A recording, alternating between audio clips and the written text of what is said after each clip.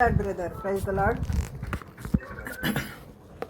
అందరికీ వందనాలండి. దేవుడు నాకు ఇచ్చినటువంటి ఈ శ్రేష్టమైన సమయాన్ని బట్టి దేవునికి వందనాలు, కృతజ్ఞతాస్తుతులు చెల్లించుకొంచున్నాను. ఈ అవకాశం ఇచ్చిన పాస్టర్ గారికి కూడా నా హృదయపూర్వకమైనటువంటి వందనాలు చెల్లించుకొంచున్నాను. మనకి తెలుసు 400 సంవత్సరాలు ప్రభువు మౌనంగా ఉన్నారు. ఎప్పుడు మౌనంగా ఉన్నారు? 400 సంవత్సరాలు. క్రొత్త నిబంధన ముందు 400 సంవత్సరాలు ఏ ప్రవక్తలు కూడాని మరి లేకుండా మౌనంగా ఉన్న సమయాన్ని మనము చూస్తాము. 400 సంవత్సరాలు. అప్పుడు క్రొత్త నిబంధన కాలానికి ముందుగా మరి 400 సంవత్సరాలు మౌనంగా ఉంటే, పాత నిబంధనలో కూడాని మరి 400 సంవత్సరాలు ఆయన మౌనంగా ఉన్నారు. ప్రభు మౌనంగా ఉన్నారంటే ఏమీ చేయట్లేదని అర్థం కాదు. ఎందుకంటే ప్రభు మౌనంగా ఉన్నారంటే ఆయన పని చేస్తూనే ఉన్నారు. మౌనంగా ఉన్నారు కానీ పని చేస్తూనే ఉన్నారు. ఏంటంటే మనము నిర్గమాకాండంలో కొంత వాళ్ళు ఐగుప్తులో చెరగా ఉండటము మనకి తెలుసు. అయితే ఐగుప్తు నుంచి విడిపించి బయటికి తీసుకురావడానికి దేవుడు మోషేని సిద్ధపరుస్తున్నాడు. మోషే ఐగుప్తులో ఒకరిని కాపాడబోయి హంతకుడయ్యాడు. కానీ 7 కాపాడి పెండ్లి కుమారుడయ్యాడు ఒక ప్లేస్లో. అది మిద్యాను అరణ్యంలో. అవును కదండి, మనకి ఇదంతా స్టోరీ తెలిసిందే. ఈరోజు నేను ఒక ప్రత్యేకమైన శీర్షికను ఎంచుకున్నాను. మోషే ఎంత గొప్ప హీరోనో మనకు తెలుసు బైబిల్ గ్రంథంలో. కానీ ఆయన భార్య అయినటువంటి సిప్పోరాని మనం ఎవ్వరూ కూడా ఎన్నిక చేయము. ఈరోజు మనము మోషే గారి భార్య గురించి శ్రేష్టమైన సంగతులు, అద్భుతమైనటువంటి విషయాలు, లోతైన మర్మాలు గ్రహించుకుందాము. మరి సిప్పోరా అంటే చిన్న పక్షి అని అర్థము. ఆమె నిజంగా చిన్న పక్షి. అంటే చిన్న పక్షులను మనం ఎవ్వరు ఎన్నిక చేయం కదా. నిజంగా ఆమెను ఎవ్వరు ఎన్నిక చేయరు. ఎప్పుడు మోషే గారు ఇంత పెద్ద గొప్ప హీరో అని చెప్తామో, ఒకవేళ మోషే గారు సమాధి ఉన్నట్లయితే నిజంగా ఒక పెద్ద తాజ్మహల్ కన్నా ఇంకెక్కువ గుర్తింపు వచ్చేది. అందరూ ఆ సమాధిని పూజ చేసేవాళ్ళు. కానీ మరి దేవుడు ఆ సమాధిని ఉంచుకోకుండా దేవుడే చేశారనమాట మోషే గారి సమాధి. అంత గొప్ప వ్యక్తి అయినటువంటి మోషే గారికి భార్యగా ఉన్నటువంటి సిప్పోరా గురించి మనము కొన్ని విషయాలు ధ్యానం చేసుకుందాము. నాకు ఇవ్వబడిన సమయం 1/2 అవరే కాబట్టి నేను చాలా త్వరగా ఈ యొక్క విషయాలు చెప్పడానికి ప్రయత్నిస్తాను. పరిశుద్ధాత్మ దేవుడు ఎంతవరకు మనల్ని నడిపిస్తారో మరి చూద్దాము. మరి ఈ యొక్క శీర్షిక పేరు సత్రములో సున్నతి, సిప్పోరా సమయస్ఫూర్తి. మరి ఒకసారి చెప్తున్నాను, ఎవరైనా నోట్ చేసుకునేవాళ్ళు చక్కగా నోట్ చేసుకోవాల్సిందిగా మనవి చేస్తున్నాను. సత్రంలో సున్నతి, సిప్పోరా సమయస్ఫూర్తి అనేటువంటి శీర్షికను మనం ఈరోజు చూద్దాము. సిప్పోరా చేసినటువంటి గొప్ప కార్యము. అనేకులు ఈ యొక్క ప్యాసేజ్ని, అంటే ఈ యొక్క బైబిల్లో ఈ భాగాన్ని సరిగ్గా అర్థం చేసుకోలేరు. ప్రభు నాకు ఇచ్చినటువంటి ఆయన జ్ఞానం చొప్పున మరి దేవుడు నాకు ఇచ్చినటువంటి ప్రత్యక్షతలు మరి అవి కొద్దిగా మనం తెలుసుకుందాం. నిర్గమాకాండము 4వ అధ్యాయము 19వ వచనం నుంచి 26వ వచనం వరకు ఎవరైనా స్పష్టంగా చదవలసిందిగా మనవి చేస్తున్నాను. నిర్గమాకాండము 4వ అధ్యాయము 19వ వచనం దగ్గర నుంచి 26వ వచనం వరకు ఈ ప్యాసేజ్ గురించి ఈరోజు నేను మాట్లాడబోచున్నాను. అంతటా యెహోవా, నీ ప్రాణమును వెదకిన మనుషులందరూ చనిపోయారు గనుక ఐగుప్తుకు తిరిగి వెళ్ళుము అని మిద్యానులో మోషేతో చెప్పగా, మోషే తన భార్యను తన కుమారులను తీసుకొని గాడిద మీద ఎక్కించుకొని ఐగుప్తుకు తిరిగి వెళ్ళాను. తిరిగి వెళుతున్నప్పుడు ఏం జరిగిందంటే, మరి మోషే అంత 40 years ఆ యొక్క మిద్యాను ప్రాంతంలో ఉండి సిప్పోరాని పెండ్లి చేసుకుని పిల్లలు పుట్టిన తర్వాత తిరిగి మరి నా దేశానికి నేను ఇక్కడికి రావాలి అని ఉద్దేశించినప్పుడు దేవుడు ఆ బర్నింగ్ బుష్లో, అంటే మండుచున్న పొదలో దేవుడు కనిపించి నువ్వు ఇలాగ వెళ్ళాలి అని చెప్పినప్పుడు ఎన్నో సాకులు చెప్తాడు. ఈ స్టోరీ అంతా మనకు తెలిసిందే. కానీ ఆయన భార్య గురించి ఇప్పుడు మనం తెలుసుకోవాలంటే ఆ స్టోరీని కూడా కొంచెం నెమరు వేసుకుందాం. అయితే దేవుడు ఏం చెప్పాడు? నువ్వు వెళ్ళాలి అని చెప్పాడు. వెళ్ళాలి అని చెప్పి మరి ఈ యొక్క ప్యాసేజ్లో చంపడానికి వచ్చాడు. ఇదేమో అద్భుతం అండి. మరలా 21వ వచనం నేను చదువుతున్నాను చూడండి. 20వ వచనం. మోషే తన భార్యను తన కుమారులను తీసుకుని గాడిదని ఎక్కించుకుని ఐగుప్తు తిరిగి వెళ్ళాను. మోషే దేవుని కర్రను తన చేత పట్టుకొని పోయెను. అప్పుడు యెహోవా మోషేతో ఇట్లనే ఏమంటున్నాడంటే, నీవు ఐగుప్తునందు తిరిగి చేరిన తర్వాత చేయుటకు నేను నీకు ఇచ్చిన మహత్కార్యములన్నీ ఫరో ఎదుట చేయవలను సుమి. అయితే నేను అతని హృదయంను కఠినపరచదును, అతడు ఈ జనులను పోనీయడు. ముందే చెప్తున్నాడు, నేను ఫరో హృదయాన్ని కఠినపరుస్తాను, ఈ జనులను పోనీయడు అతను అని ముందే చెప్తున్నాడు అన్నమాట. తర్వాత అప్పుడు నీవు ఫరోతో ఇలాగ చెప్పాలి, ఇశ్రాయేలు నా కుమారుడు, నా జ్యేష్ఠపుత్రుడు, నన్ను సేవించినట్లు నా కుమారుని పోనిమ్మని నీకు ఆజ్ఞాపించున్నాను. వాని పంపనొల్లని ఎడల ఇదిగో నేను నీ కుమారుని నీ జ్యేష్ఠపుత్రుని చంపదనని యెహోవా సెలవిచ్చున్నాడని అతనితో చెప్పమను. ఇదంతా ప్రణాళిక అంతా కూడాని దేవుడు మోషేతో ముఖాముఖిగా ఒక స్నేహితునితో మాట్లాడినట్లు మరి బైబిల్ గ్రంథంలో ఉంది కదండి. మోషే ముఖాముఖిగా దేవునితో మాట్లాడే ఒక స్నేహితుడు మాట్లాడినట్లు మాట్లాడినాను. ఆ విధంగా అంత ప్రోగ్రాం అంతా కూడాని దేవుడు మోషేకి తెలియజేశాడు. మోషే మరి ఒక్కొక్కటి ఫరో ఎదుట మరి చెప్పినప్పుడు ఫరో మరి ఆయన హృదయం కఠినపరచుకోవటం, లాస్ట్కి ఫరో యొక్క కుమారుడు చనిపోవటం, ఇదంతా మనకి తెలిసిందే. అయితే ఇక్కడ నా జ్యేష్ఠ కుమారుని పంపించకపోతే నీ జ్యేష్ఠ కుమారుడు చచ్చిపోతాడు అని చెప్పమన్నటువంటి దేవుడే మరి ఈయన్ని చంపడానికి ఎలా వచ్చాడు? 23వ వచనము జాగ్రత్తగా చూడవలసిందిగా మనవి చేస్తున్నా.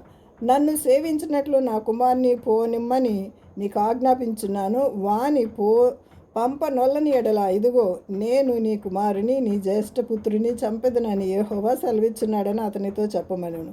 అతడు పోవు మార్గమున సత్రములో యెహోవా అతన్ని ఎదుర్కొని చంప చూడగా, దేవుడు ఒక పక్కన వెళ్ళమన్నాడు, మళ్ళీ ఏమో చంప చూస్తున్నాడు. ఇదేం మర్మం అండి? ఎవరైనా ఆలోచించారా? దేవుడు చంప చూడగా ఏం చేయాలండి? Hopeless condition. అర్ధరాత్రి వేళ అరణ్యములో, ఆ మిద్యాను అరణ్యం అంటే ఎలా ఉంటుందంటే కీకారణ్యము, భయంకరమైనటువంటి అడవి మృగాలు, ఎక్కడ మనుషుల సంచారమే ఉండదు. ఆయన వచ్చేటప్పుడు ఒక్కడే కాబట్టి బహుధైర్యంగా చస్తే చచ్చేనులే, బ్రతికితే బ్రతికేను అన్నట్లు వచ్చేసాడు. ఇప్పుడు 40 years తర్వాత ఇక్కడి నుంచి భార్యని బిడ్డల్ని వెంట పెట్టుకుని మరి వెళుతున్నప్పుడు ఆయన మరి ఎక్కడ మన యాకోబు గారు ఆయన బయలుదేరి వస్తున్నప్పుడు 20 సంవత్సరాలు కొలువు చేసిన తర్వాత భార్యల్ని పిల్లల్ని మనవల్ని అందరినీ వెంట పెట్టుకుని వస్తున్నప్పుడు ఎంత సైన్య సమూహాన్ని తీసుకొచ్చాడండి. మందను మరి ఆయన సంపాదించుకున్న యావదాస్తిని, ఎంతో సైన్యాన్ని తీసుకుని వచ్చినట్లుగా మనకు తెలుసు. కానీ ఇక్కడ ఈయన సింగిల్గా వస్తున్నాడు. భార్య కుమారుడు తప్ప ఇంకేమీ లేదు. బహుశా చిన్న ఒక జత బట్టలు ఉన్నాయేమో ఒక చిన్న సూట్ కేసులో, గాడిద మీద ఎక్కేసి వచ్చేస్తున్నాడు సింపుల్గా. అలాంటి అరణ్య ప్రదేశంలో దేవుడు చంపడానికి చూసినప్పుడు ఆయన మోషే గారు ఎంత కొలాప్స్ అయిపోయారంటే ఇంకా దేవుణ్ణి చూసినప్పుడు ఆయన తట్టుకోలేకపోయి ఆయన కోమాలోకి వెళ్ళిపోయారంట, పడిపోయి. ఇంకా నిర్జీవ స్థితిలో ఉన్నప్పుడు అప్పుడు సిప్పోరా ఏం చేసిందో తెలుసా? సాహస వనిత అని కూడా ఈమెకి పేరు ఇవ్వచ్చు అనమాట. ఆమె ఏం చేసిందంటే వెంటనే సున్నతి చేయాలి నా కుమారునికి అని ఆమె వెంటనే సమయస్ఫూర్తిగా కుమారునికి సున్నతి చేయటం మొదలుపెట్టేసిందండి. ఆ కుమారుడు కూడా చిన్నవాడు కాదు. మామూలుగా సున్నతి అంటే 8వ రోజున చేయాలని మరి దైవ గ్రంథంలో మనకు అనేక సార్లు దేవుడు సెలవిచ్చి ఉన్నాడు. కానీ ఈ బాబు టీనేజ్కి వచ్చేసాడు. ఈ బాబు మరి 40 సంవత్సరాలు కదండి అక్కడ ఉండి వస్తున్నారు.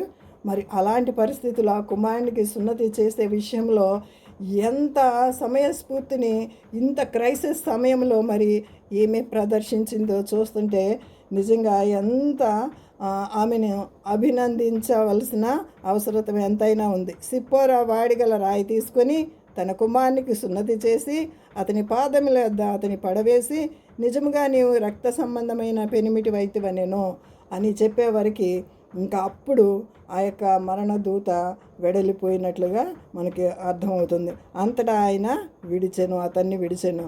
అప్పుడు మళ్ళీ ఆమె ఏమంటుందంటే, ఈ సున్నతిని బట్టి నీవు నాకు రక్త సంబంధమైన పెనిమిటివి అయితివనెను, రక్త సంబంధమైన పెనిమిటివి అయితివనెను. సిప్పోరా మాట్లాడిన మాట ఒకే మాట అండి. ఆ ఒక్క మాటే అసలు మన మోషే గారి గురించి మనం చదివినట్లయితే నిర్గమకాండము దగ్గర నుంచి అనేక చోట్ల ఆయన పేరు మనము చూస్తామండి. ఆయన మాట్లాడిన మాటలో చూస్తాము. కానీ అతని భార్య అయినటువంటి ఈ సిప్పోరా గురించి ఓన్లీ ఒకే ఒక్క మాట ఉంది. ఒకేసారి 2 సార్లు మాత్రమే ఆమె గురించి వ్రాయబడినట్లున్నాయి. ఇదే అధ్యాయము, ఇదే నిర్గమకాండం 18వ అధ్యాయంలో కూడా ఆమె గురించి కొన్ని మాటలు ఉంటాయి. ఆ తర్వాత చదువుదాము. అసలు ఈ సిప్పోరా ఇంట్రడక్షన్ చూద్దాం రండి. ఈ సిప్పోరా చేసినటువంటి ఈ సమయస్ఫూర్తి మనము ఇంకొకసారి ఆలోచిద్దాము. ఈ విషయం మనము ధ్యానించుదాము. అసలు సిప్పోరా యొక్క ఇంట్రడక్షన్ మనము చూద్దాం రండి. నిర్గమకాండము 2వ అధ్యాయము 15వ వచనంలో నుంచి ఆ మాటలు ఉంటాయి. ఎవరన్నా చదువుతారా? నిర్గమకాండము 2వ అధ్యాయం 15వ వచనం. ఫరో ఆ సంగతి విని మోషేను చంపచూచను కానీ మోషే ఫరో ఎదుట నుండి పారిపోయి మిద్యాను దేశంలో నిలిచిపోయి ఒక బావి వద్ద కూర్చుండెను. మనకి ఈ స్టోరీ అంతా తెలిసిందే కదండి. బావి వద్ద చాలామందికి మ్యారేజెస్ జరుగుతాయి. బైబిల్ గ్రంథంలో చాలా చోట్ల మనము మరి ఇక బావి దగ్గర మ్యారేజెస్ జరిగినట్లు చాలామందికి తెలుసు. యాకోబు రాహేల్ని కూడా బావి దగ్గరే చూశాడు. మోషే సిప్పోరాని బావి దగ్గరే చూశాడు. ఇస్సాకుకు భార్యని వెతకడానికి ఎలియాజరు వెళ్ళినప్పుడు రెబ్కా బావి దగ్గరే కనిపిస్తుంది. ఇలాగా బావి చాలామందికి పెళ్ళిళ్ళు స్థానంగా ఉన్నట్లుగా బైబిల్ గ్రంథంలో మనము చూస్తూ ఉంటామండి. మరి అట్లాగా మనకి ఇక్కడ సిప్పోరా పరిచయం అవుతుంది. మిద్యాను యాజకునికి 7 కుమార్తెలు ఉండరు. ఎంతమంది అండి? 7. సిప్పోరాకి 7 అక్కా చెల్లెళ్ళు. ఈ అమ్మాయే పెద్దది. వారు వచ్చి తమ తండ్రి మందకు పెట్టుటకు నీళ్లు చేది తట్లను నింపుచుండగా మంద కాపర్లు వచ్చి వాళ్ళని తోలివేశారు. మంద కాపర్లతోటి ఈమెకి ఎప్పుడు రోజుని వాళ్ళు డామినేషన్ అనమాట. ఆడపిల్లలు కదా వీళ్ళు. మందల్ని తీసుకుని వచ్చినప్పుడు వారు మందలు నీళ్లు తాగడానికి పెట్టనివ్వరు అంట మగవాళ్ళు. మనకి ఆది కాండంలో లోతు గొర్రెల కాపరులకి అబ్రహాం గొర్రెల కాపరులకి కూడా మందల దగ్గర చాలా డిస్ప్యూట్స్ అంటే పోట్లాట్లు వచ్చి చాలా వాళ్ళు ఈ చివరికి మరి అబ్రహాము దేవుని యందు భయభక్తులు కలిగిన వాడు కాబట్టి నీవు ఏ ప్లేస్ చూస్ చేసుకుంటావో ఆ ప్రదేశానికి నువ్వు ఎంచుకుని వెళ్ళిపో అన్నప్పుడు మరి నిగనిగలాడే ప్లేస్ని లోతు ఎంచుకుని ఆ ప్రాంతానికి వెళ్ళిపోయినట్లుగా చూస్తాము. అట్లాగే మంద కాపర్లతోటి ఎప్పుడు గొడవలు ఉండే అనమాట. కానీ ఈ సిప్పోరా ఎవరితోనూ గొడవ పడినట్లుగా మనము చూడలేదు. తర్వాత 2వ అధ్యాయము నిర్గమకాండము 18వ వచనం మనం చూసినట్లయితే వారు తమ తండ్రి అయిన రగుయేలు నద్దకు వచ్చినప్పుడు అతడు నేడు మీరు ఇంత తొందరగా ఎందుకు వచ్చితిరి అని అడిగాను. చూడండి, తండ్రి యొక్క క్రమశిక్షణ మనకి అర్థమవుతుంది. బిడ్డలు ఏ టైంకి వస్తారు, ఏ టైంకి వెళ్తారు, ఏ టైంకి తింటారు, ఎవరితో మాట్లాడుతున్నారు, ఏం చేస్తున్నారు అన్న విషయాలు తల్లిదండ్రులైన మనము చాలా గ్రహించవలసినదిగా ఉంది. నవేడేస్ ఈ లోకంలో భయంకరమైన లోకంలో పిల్లలు ఒకవేళ చదువు రానిటువంటి తల్లిదండ్రులు మరి ఉన్నట్లయితే మేమే బాగా చదువుకున్నాము మా తల్లిదండ్రుల కంటే ఎక్కువ అని వీళ్ళకేవో కథలు చెప్పేసి వాళ్ళ టైంని ఎంతో వేస్ట్ చేసేటువంటి పిల్లల్ని నవేడేస్ చూస్తున్నాము. కానీ మరి ఇక్కడ మనం రగుయేల్ని చూసినట్లయితే ఫస్ట్ ఏమో ఇత్రో అన్నారు, ఇప్పుడేమో రగుయేల్ అని అంటున్నారు. రగుయేల్ అనేటువంటి పేరుకి అర్థము ఫ్రెండ్ ఆఫ్ గాడ్, అంటే ఆయన దేవుని స్నేహితుడు. మరి మోషే గారేమో దేవుని ముఖాముఖిగా దేవుని స్నేహితుడిగా ఉంటే ఈయన గురించి మరి అర్థము రగుయేలు అని అంటే ఫ్రెండ్ ఆఫ్ గాడ్, ఈయన దేవునికి స్నేహితుడు అని కూడా అర్థము వస్తుందన్నమాట. బైబిల్ గ్రంథంలో మనం చూసినట్లయితే మోషే గారు మరి రగుయేలు గారు వీరిద్దరు కూడా గొప్ప మామ అల్లుళ్ళుగా మనము ప్రశంసించదగి ఉన్నామండి. నిజంగా బైబిల్ గ్రంథంలో ఇంతకంటే మంచి మామ అల్లుల్ని ఎక్కడ చూడమన్నమాట. మనకి యాకోబు వాళ్ళ మామగారు ఎన్నిసార్లు మోసం చేశారో అది కూడా తెలిసింది.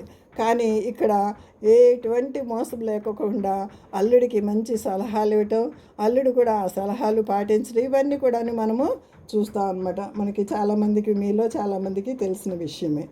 అయితే మరి మీరు ఏంటి ఇంత తొందరగా వచ్చారంటే, మాకు ఒక ఆయన ఇలాగా హెల్ప్ చేశారు కాబట్టి మేము ఇంత తొందరగా వచ్చాము అని పిల్లలు చెప్తారనమాట. ఈ 7 పిల్లలు చెప్పినప్పుడు ఆయన చెప్తారు కదా, ఆయన్ని ఎందుకు మీరు వదిలిపెట్టి వచ్చారు, ఆయన్ని ఇంటికి తీసుకురావాల్సింది, మీకు ఇంత హెల్ప్ చేశారు కదా అని అంటే, మరలా వెళ్ళి ఆయన్ని వెంట పెట్టుకుని తీసుకొచ్చినట్లుగా. దాని తర్వాత మరి దేవుని కృపలో రఘుయేలు గారు సిప్పోరాని ఇచ్చి మోషేకి పెండ్లి చేసినట్లుగా మనం ఆ లాస్ట్ వరకు చదివినట్లయితే చూస్తామండి. చూసినప్పుడు మరి చాలామంది అనుకుంటారు ఇదేమో లవ్ మ్యారేజ్ అని, కానీ అక్కడ లవ్ మ్యారేజ్గా మనకి ఏమాత్రము కనిపించదు. మనకి యాకోబు విషయంలో ఇలాగా కంపేర్ చేస్తున్నాను. యాకోబు విషయంలో అతడు ఆమెను రిబ్కాని రాహేల్ని ప్రేమించాడు కాబట్టి అతనికి కొద్ది దినములుగానే కనిపించడని ఉన్నట్లుగా చూస్తాం. కానీ ఇక్కడ వీళ్ళకి లవ్ మ్యారేజ్ కాదు, ఇది వాళ్ళ తండ్రి చక్కగా అరేంజ్ చేసినటువంటి మ్యారేజే అనమాట. మరి మోషే గారితో చక్కగా మ్యారేజ్ అయిపోతుంది, ఒక కుమారుడు పుడతాడు. కుమారుడు పుట్టినప్పుడు కూడా ఆయన ఏమని పేరు పెడతాడంటే 22వ వచనములో, 2వ అధ్యాయం నిర్గమాకాండం 22వ వచనంలో, ఆమె ఒక కుమారుని కన్నప్పుడు మోషే, నేను అన్యదేశంలో పరదేశిన ఇంటిని అనుకొని వానికి గెర్షోము అని పేరు పెట్టాడు. గెర్షోము అని పేరు పెట్టాడు అంటే పరవాసి, నేను ఇక్కడ ఉండేవాడిని కాదు, నా దేశానికి నేను వెళ్ళవలసిందే అని ఆయన కాన్ఫిడెంట్గా ఎరిగి ఉన్నాడు కాబట్టి గెర్షోము అని పేరు పెట్టాడు అనమాట. గెర్షోము అని పేరు పెట్టాడు. ఈ విధంగా మరి వాళ్ళు ఆమె సిప్పోరా యొక్క ఇంట్రడక్షన్ మనం ఇక్కడ చూస్తామండి. మరి ఎంత చక్కగా పెళ్ళైపోయింది భర్తతో, చాలా రాజవంశంలో ఉండవలసినటువంటి భర్త వచ్చి ఇక్కడ అరణ్యంలో ఉంటాడు. ఈ స్టోరీ అంతా నెమ్మదిగా చెప్పే ఉంటాడు కదా. ఈయన యొక్క మంచి మాటలు కానీ, ఆయన ప్రవర్తన కానీ, మోషే గారి సత్ప్రవర్తన కానీ వీరందరినీ ఆకట్టుకుందనమాట. ఆయన అనేకులకి హెల్ప్ చేసే నేచర్ కాబట్టి మరి ఆ కుటుంబంలో 7 ఆడపిల్లల మధ్య అయినా మరి బహు జాగ్రత్తగా జీవించినట్లుగా మనకి అర్థమవుతుంది. ఇక్కడ మనము ఇంకొక మాట, ఈ యొక్క నిర్గమము విషయంలో ఈ యొక్క ఐగుప్తు దేశం నుంచి వాళ్ళు విడిపించి కానాను దేశానికి తీసుకువెళ్ళడానికి దేవుడు ఎన్నుకున్నటువంటి పాత్ర మోషే గారు. అయితే మోషేకి సపోర్ట్గా ఎంతమంది ఉన్నారో నిర్గమాకాండము 1వ అధ్యాయం 1వ వచనంలో మనం చూస్తాం. ఎవరన్నా చదువుతారా? 1వ అధ్యాయము 1వ.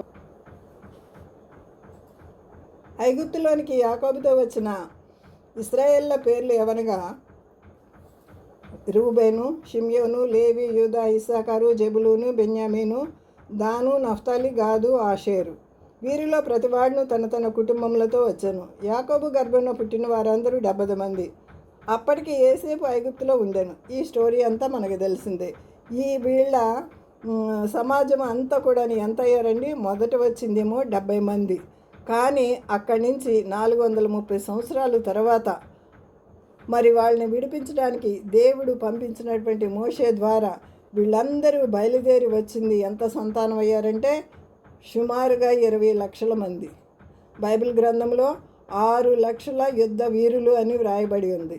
యుద్ధ వీరులు 6 లక్షలైతే వారి భార్యలు, వారి పిల్లలు, వాళ్ళ యొక్క అమ్మ నాన్న, వారి యొక్క తోబుట్టులు వీళ్ళందరినీ మనం వేసుకున్నట్లయితే కుటుంబానికి ఇంతమంది చొప్పున సుమారుగా 20 లక్షలకి ఎక్కువ మందే ఉంటారనమాట. వీరిలో ఈ 12 గోత్రాల వారు 12 మంది పేర్లు మనకు ముఖ్యమైన పేర్లు అయితే, మరి ఈ సిప్పోరా గురించి మరి వీళ్ళందరూ కూడా ఈ యొక్క ఐగుప్తు నుంచి బయటకు విడిపించి తీసుకురావడానికి ఈ సిప్పోరా కూడా ఎంతో తోడ్పడినట్లుగా మనకి అర్థమవుతుంది. ఫస్ట్ ఆఫ్ ఆల్ ఆడవాళ్ళు కూడా 12 మంది ఉన్నారు. ఈ 12 మంది గోత్రికులతో పాటు 12 మంది ఆడవాళ్ళని నేను మీకు ఇప్పుడు పరిచయం చేస్తున్నాను.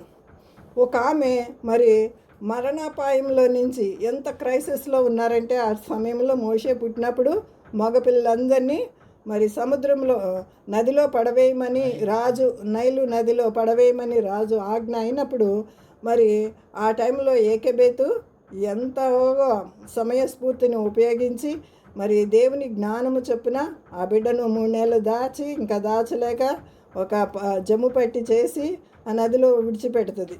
అక్కడి నుంచి మొదలయ్యి, ఎక్కడి నుంచి అంటే అసలు ఈ డెలివరీ చేసినటువంటి షిప్రా పూయ అనేటువంటి మంత్రసాల దగ్గర నుంచి మొదలయ్యి వారు మరి క్రైసిస్లో ఉన్నటువంటి ఈ యొక్క మోషే గారిని కాపాడతారు. తర్వాత ఏకేబేతు వాళ్ళ తల్లిగారు ఆయన్ని కాపాడతారు. తర్వాత మిరియాము వాళ్ళ అక్క కూడాని ఆయన్ని కాపాడుతుంది. తర్వాత ఫరో కుమార్తెకి ఈయన కనిపిస్తారు కదా, మరి ఫరో కుమార్తె పెంచిన తల్లి మరి కన్న తల్లి, ఇద్దరు తల్లులు మనకి ఇక్కడ కనిపిస్తారనమాట.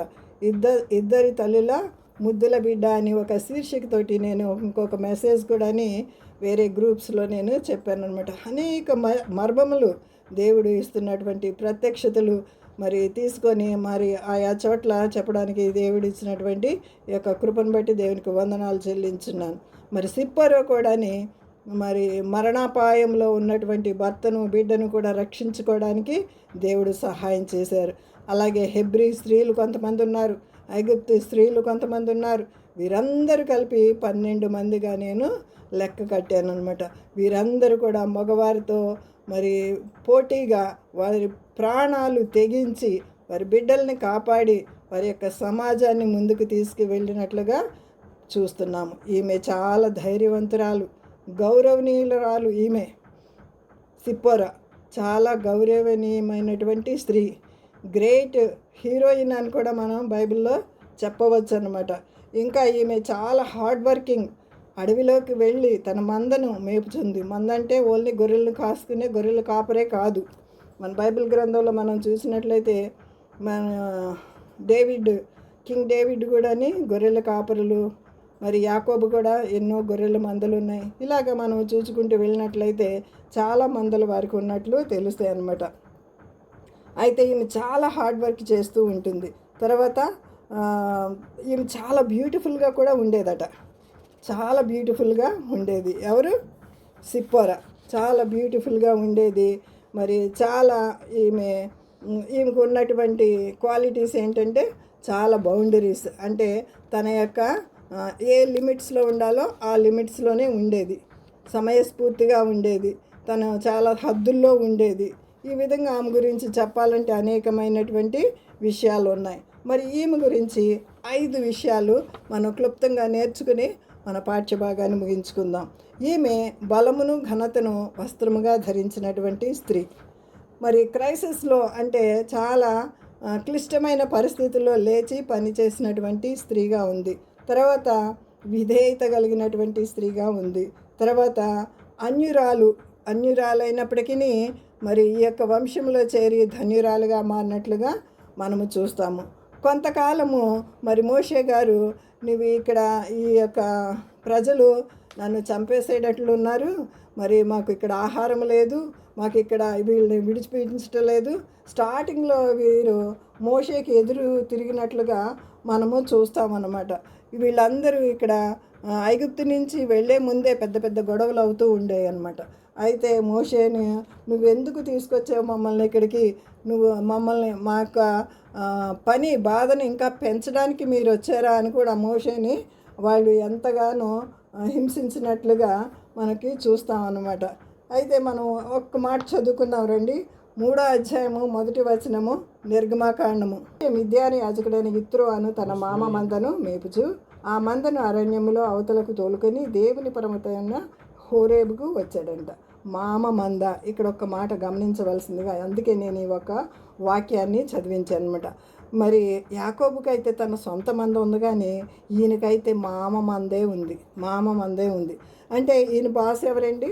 ఈయన బాస్ మామగారే, ఈయన బాస్ అనమాట. మోషే గారికి మామగారు, ఈయన బాస్. భార్యకి ఎవరైనా సరే మరి బాసు వేరే వాళ్ళు ఉండాలని అనుకుంటారు కదా. నా భర్తకి మా నాన్నగారే బాసా అని ఆమె ఎప్పుడు కూడా చిన్నబుచ్చుకోవటం కానీ మరి ఏంటి ఈ విధంగా అని కూడా ఎప్పుడు అడగలేదనమాట. అయితే అక్కడ దేవుడు ఏమని చెప్తున్నాడంటే, హోరేబు నాకు వచ్చిన తర్వాత అక్కడ 40 సంవత్సరాల తర్వాత పొద కాలిపోలేదు. ఇక్కడ 2వ వచనంలో మనం చూసినట్లయితే పొద కాలిపోకుండా అగ్నితోటి అక్కడ మండుచున్నట్లుగా కనిపిస్తున్నప్పుడు దేవుని స్వరం విన్నట్లుగా చూసావు. దేవుని స్వరం మోషే వినేటప్పుడు సిప్పోరా అక్కడే ఉంది. ఎందుకంటే ఈ సిప్పోరాకి ఈ యొక్క మందల్ని ఎక్కడెక్కడ మేపాలో ఆ అరణ్య ప్రాంతంలో ఇదివరకు ఆమె మేపుకుంటూ వచ్చింది కాబట్టి ఈ ప్లేసెస్ అన్నీ వీళ్ళిద్దరూ రోజు వెళ్ళి మేపుకొని ఈవినింగ్కి వచ్చేవాళ్ళంట. కాబట్టి మోషే వెంట ఈమె ఉన్నట్లుగా మరి మనకు అర్థమవుతుంది అనమాట. అయితే ఆ విషయాలన్నీ కూడా మోషేతో దేవుడు ఏవైతే మాట్లాడారో, కర్ర ఇచ్చిన విషయము, ఆ కర్ర పామవుట విషయం అన్నీ తిను ప్రత్యక్షముగా చూసిందనమాట. 5-6 వచనాలు, 3వ అధ్యాయము 5-6 వచనాలు చదవండి అమ్మా ఎవరన్నా. అందుకు ఆయన దగ్గరకు రావద్దు, నీ పాదముల నుండి నీ చెప్పులు విడువము, నీవు నిలచి ఉన్న స్థలము పరిశుద్ధ ప్రదేశము అనెను. మరియు ఆయన, నేను నీ తండ్రి దేవుడను, అబ్రహాము దేవుడను, ఇస్సాకు దేవుడను, యాకోబు దేవుడను అని చెప్పగా మోషే తన ముఖమును కప్పుకొని దేవుని వైపు చూడవెరచెను. చాలమ్మా, చాలు, థ్యాంక్ యూ. మరి దేవుడు ఏ విధంగా ప్రత్యక్షమయ్యాడో, వాళ్ళని ఎలాగ విడిపించడానికి వచ్చాడో, వారి బాధను ఎలాగా చూశాడో, వారి బాధను చూశాడంట, విన్నాడంట, ఆ మొర విన్నాడంట దేవుడు, వాళ్ళ దుఃఖాన్ని చూశాడంట, వారి బాధను చూశాడంట, దిగి వచ్చిన దేవుడు. ఈరోజు మనం కూడా ఎటువంటి దుఃఖంలోనైనా, బాధలోనైనా, వ్యాధిలోనైనా, కష్టంలోనైనా, ఆర్థిక సమస్యలోనైనా, ఏ ఫైనాన్షియల్ ప్రాబ్లమ్స్లోనైనా, లేక మన చర్చ్ విషయాల్లోనైనా, ఏ ప్రాబ్లం ఉన్నప్పటికీ మన దేవుడు చాలిన దేవుడుగా ఉంటున్నాడు. మోషేకు తోడై ఉన్న దేవుడు, మోషేను నడిపించినటువంటి దేవుడు ఈరోజు మనకు కూడా తోడై ఉన్నాడు. సిప్పోరా ఎంత సమయస్ఫూర్తిని, మరి ఎంత పరిస్థితులు అననుకూలంగా ఉన్నప్పటికీ, మరి భర్త చావు బ్రతుకుల్లో ఉన్నప్పటికీ, కుమారుడు చావు బ్రతుకుల్లో దేవుడే వచ్చి నిలబడి మిమ్మల్ని చంపుతానన్నప్పుడు ఎంత తెగువని ఆమె కనపరిచిందో. సిసేరా గురించి, సిసేరాను చంపినటువంటి యాయేలు గురించి మనం వింటున్నాం కదా. మరి ఆమె కూడా గుడారపు మేకుని తీసుకుని ఒక్క దెబ్బకి శత్రు ప్రాణాన్ని తీసినట్లుగా చూస్తాము. కెతూరా వంశంలో నుంచి వచ్చింది ఈ సిప్పోరా కూడా. కెతూరా ఎవరంటే అబ్రహాముకి భార్య అయినటువంటి కెతూరా. షారా చనిపోయిన తరువాత 25వ అధ్యాయం ఆదికాండం 1-2 వచనాలు మీరు తర్వాత చదువుకోండి, నోట్ చేసుకుని. మరి అక్కడ కెతూరా కనిపిస్తుంది. కెతూరా కూడా కొంతమంది బిడ్డలు కలుగుతారనమాట. అక్కడ ఒక మిద్యాను అనేటువంటి ఆ మాటను మనం చదువుతాము. ఆ మిద్యాను యాజకుడే ఇత్రో అనమాట. ఆ యొక్క ఇత్రోకి పుట్టినటువంటి కుమార్తెని సిప్పోరా అనమాట. ఇంత హిస్టరీ ఉంది సిప్పోరా గురించి. ఈ సిప్పోరా గురించి ఇంకొక మాట చెప్పేసి నేను ఇంకా సగమే చెప్పాను. దేవుని చిత్తమైతే మరి సగము, దేవుని చిత్తమైతే ఇంకొకసారి మీ మధ్యలో పంచుకుంటాను. ఎందుకంటే సమయం అయిపోయింది. సమయం కూడా మనం పాటించవలసి ఉంది కాబట్టి. ఇత్రోకి కుమార్తె ఈమె, మోషేకి భార్య ఈమె, గెర్షోను ఎలియాజర్కి తల్లి. ఈ తల్లి గెర్షోము అంటే ఇందాక మనం చదువుకున్నాం కదా. ఈ యొక్క సిప్పోరాకి 2 కుమారులు ఉన్నారు, గెర్షోము, ఎలియాజర్ అని. తర్వాత మిరియాముకు ఆడబడుచు కదా. మిరియాము దృష్టిలో ఈమె కూషు దేశస్తురాలన్నమాట. ఈ కూషు దేశస్తురాలు నువ్వు పెళ్లి చేసుకుని వచ్చావు కానీ మిరియాము సిప్పోరా గురించి గొణిగినప్పుడు దేవుడు వింటాడు. సంఖ్యాకాండము 12వ అధ్యాయంలో, నేను అవన్నీ చెప్పటం లేదు, తర్వాత మరలా మీకు దేవుని చిత్తమైతే ఒకసారి పంచుకుంటాను. అక్కడ మిరియాము మరి ఈమె మీద సణిగినప్పుడు దేవుడే దిగివచ్చి మిరియాముకు కుష్టు వ్యాధి కలిగించేటు, ఇదంతా మనకు తెలిసిందే. తర్వాత ఇశ్రాయేలు సమాజానికి ఈమెమో అన్యురాలు, రక్షణ చరిత్రలో ఈమె ధన్యురాలు, పెండ్లి కుమార్తె రానయ్యున్నటువంటి మన యేసు ప్రభు సంఘానికి ఈమె సాదృశ్యంగా ఉంది. సంఘ వధువుగా ఈమె కనిపిస్తుంది. జీవిత అనుభవాలు కెతూరా కుమార్తెగా ఉంది. మనము ఇంకొక మాట చూసుకుని ముగించుకుందాము రండి. పోలికలతో సిప్పోరా జీవితము ఎలా ఉందంటే, మోషే యేసుక్రీస్తుకి సాదృశ్యంగా ఉన్నారు, సిప్పోరా అయితే సంఘానికి సాదృశ్యంగా ఉంది. హవ్వ మరణాన్ని ఈ లోకానికి తీసుకుని వస్తే ప్రాణ భయములో ఉన్నటువంటి, మరణాపాయంలో ఉన్నటువంటి భర్తను, కుమారుని కాపాడుకున్న స్త్రీగా ఈమె ఉంది. బేతనీయ మరియ భూస్థాపన కొరకు ఏ విధంగా అయితే సిద్ధపాటు చేసిందో, అక్కడ రక్తము చిందించి యేసు ప్రభు యొక్క మరి రాయి అంటే రాయి తీసుకునే కదా సున్నతి చేసింది. మరి మనం ఆదికాండంలో ఈ మాట చెప్పుకోకుండా నేను ముందుకు వెళ్ళలేను. ఆదికాండం 17వ అధ్యాయము 9వ వచనం నుంచి 14వ వచనం వరకు మీరు నోట్ చేసుకున్న తర్వాత చదువుకోండి. మరలా నేను నెక్స్ట్ భాగం మీకు తర్వాత తెలియచేస్తాను. అక్కడ మనం చూసినట్లయితే సున్నతి గురించి, అది దేవుని ఆజ్ఞ, అది నిబంధన, అది మీరకూడదనమాట. ఆ ఆజ్ఞ మీరారు కాబట్టి దేవుడు అక్కడికి వచ్చి నిలబడ్డాడు. ఆ ఆజ్ఞను మర్చిపోకూడదు, అందుకే చంపడానికి చూశారనమాట దేవుడు. అక్కడ ఆదికాండము 17వ అధ్యాయము మీరు చదువుకోండి 9వ వచనం నుంచి. మరి సమయం అయిపోయింది కాబట్టి ఈమె మా సమయస్ఫూర్తిని మనం చూసినట్లయితే నిజంగా చాలా గొప్పగా ఉంటుందండి. మనమందరం కూడా అట్టి తెగగలటువంటి అట్టి ధైర్య సాహస వనితలాగా దేవుని కొరకు పనిచేసి, మరియు లోక విషయాల్లో ధైర్యాన్ని, పోట్లాడే విషయాల్లో ధైర్యాన్ని చూపటం కాదు, కానీ దేవుని విషయాల్లో ఒకవేళ ప్రాణం తీస్తారా, ప్రాణం పోయినా పర్వాలా, దేవుని కొరకు అబద్ధం ఆడుకోకుండా దేవుని కొరకు నిలబడదాము. మరి మనం ఒక్క మాట తెలుసుకుందాం రండి. యేసు ప్రభువు మనల్ని రక్షించిన యేసు నీ జీవితంలో లేకపోతే నీవు సిన్నర్వి. అంటే యేసు ప్రభువు నేను తెలుసుకోకపోతే సిన్నర్గా, అంటే పాపంలోనే ఉండిపోతావు. యేసు మన జీవితాన్ని మార్చిన టర్నర్, ఆయన మన జీవితాన్ని మార్చిన టర్నర్. ఆత్మీయ జీవితంలో నీవు రన్నర్వి. నీవు పాపాన్ని గెలిస్తే విన్నర్వి. పరలోకంలో ఉంది నీకు డిన్నర్. దేవుడు ఈ చక్కని మాటలు దీవించి ఆశీర్వదించి ఫలింప చేయునుగాక. Thank you one and all.